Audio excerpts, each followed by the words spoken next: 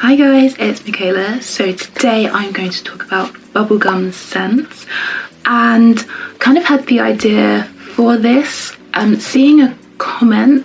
I can't remember if it was a comment on like a Fragrantica review comment or a comment on a video. I can't remember where I saw it. This was like a little while ago now, but the person was venting and they kind of had a particular gripe for people who describe certain scents as bubblegummy, and then they were saying, what does that even mean?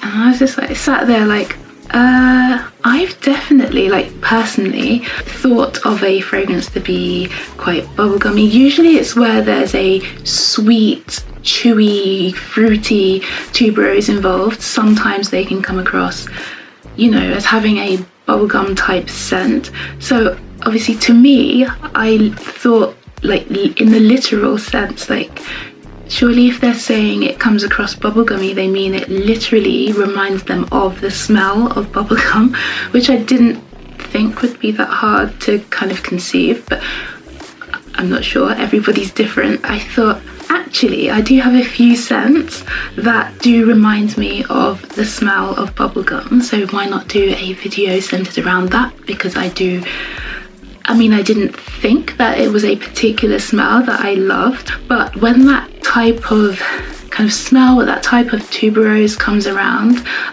saying that not all of these scents have tuberose, but in a few of them it's the common theme. It's a sweet, candied, chewy type of tuberose that can sometimes play off as bubblegummy.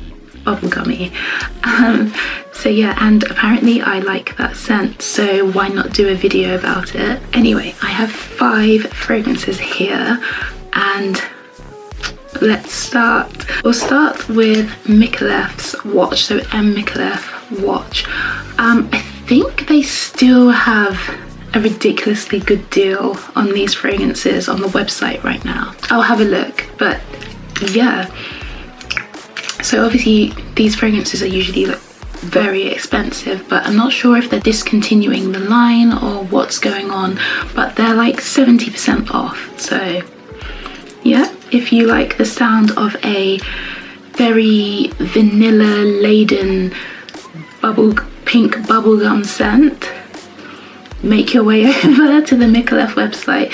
This is the 30ml. I think 30ml was enough for me. It's quite a big scent, so I wouldn't need to spray too much, but they do have a 100ml as well. Yeah, so this is a very sweet, slightly thicker tuberose. Sweet as in fruity, so there is peach, there's plum, there's orange, very candied versions of all of those fruits though. And yeah, like I said, there's the tuberose in here is a little bit thicker as well, a little bit chewier. So obviously those two factors together, so like candied fruits and a chewy, creamy tuberose, are playing off as kind of like a bubblegum scent. There's lots of vanilla in here as well, so it's a very vanillic bubblegum scent. In the main, that's what Watch smells like to me. It's very wearable. And yeah, very happy that I managed to snag this one. Okay, so that takes us on to Robert Piguet's Petit Fracas. This is the newer take on the original Fracas. I think this was meant to appeal to a slightly younger demographic.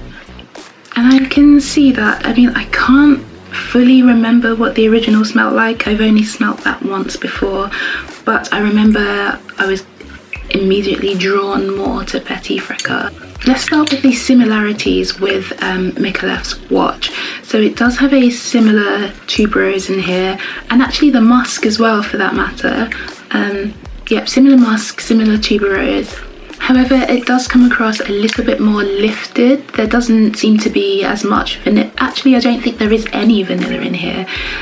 Instead, the kind of warmer, creamier tones are coming from the sandalwood and the cacao, which are beautiful additions to this scent. The cacao isn't overly noticeable, like it doesn't smell like a chocolate scent at all, but you can tell that there is a bit of warmth in here and there's a bit more creamier. There's smoothness as well, but I don't think that's coming from the cacao as much as it is coming from the sandalwood. So yeah, really nice note combination in here. Anyway, that's Petit Fracas. Okay, so next we have a celebrity fragrance. So this is from Madonna, the one and only, and it's Truth or Dare.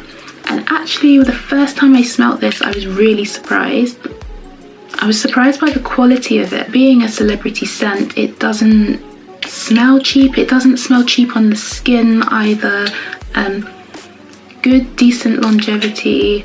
Like, you would never guess that this was a celebrity scent, which is a good, not knocking celebrity scents, but just saying that there is a kind of element of quality here where it seems like maybe they had a bigger budget. I'm not sure, but yeah, it's a good thing. It's a good thing. It smells very good. I see a lot of people say that this smells like the original Fracas.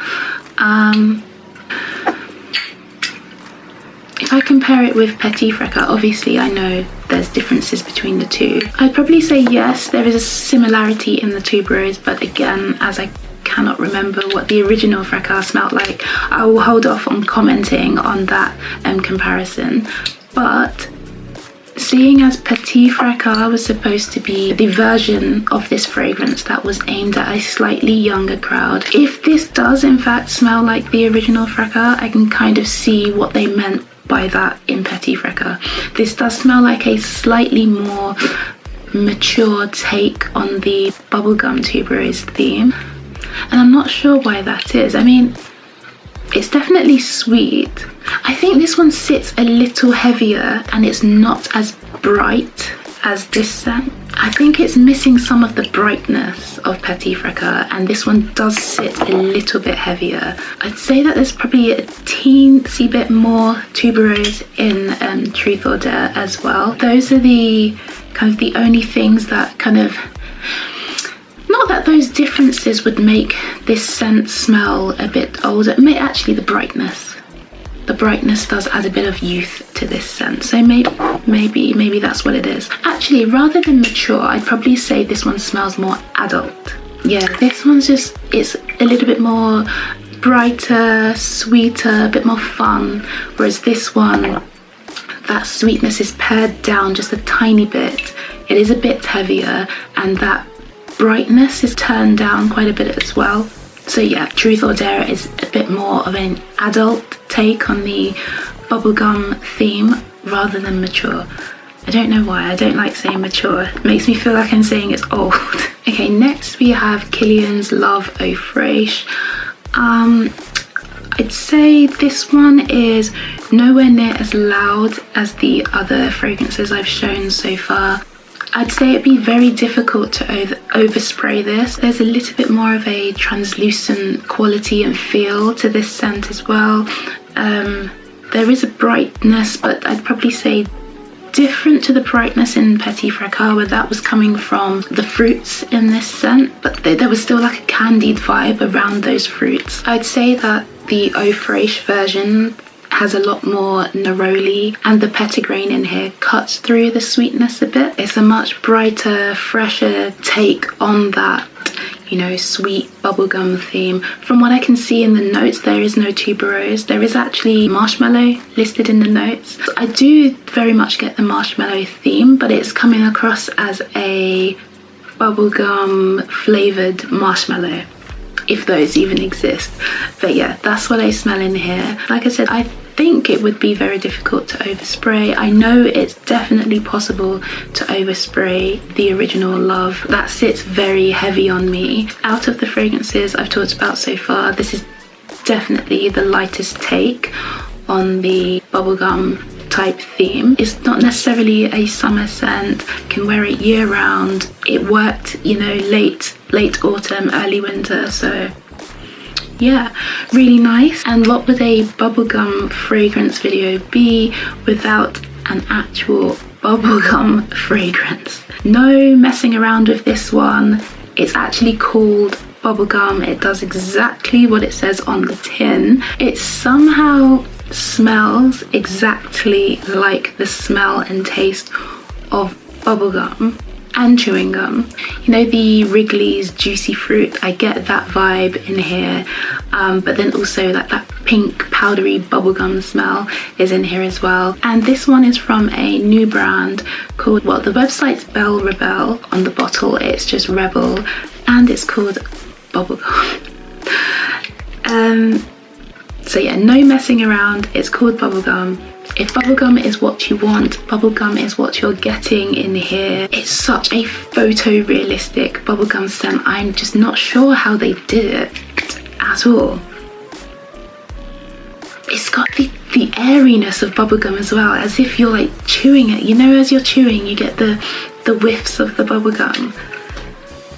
It's so good, so good. Really decent longevity as well, much longer than the taste of actual chewing gum, so that's one positive point. This is a fragrance where I didn't actually care what the notes were. It's called Bubblegum. That made me instantly want to try it. As soon as I smelt it, that's all I smelled, and that's all I needed to know. Like, I don't need to know what notes are in here because it smells exactly like what they said it will smell like. So there's no point me giving any notes. If you want to smell bubblegum, if you want to smell of bubblegum but still a perfume style of bubblegum, try this one out.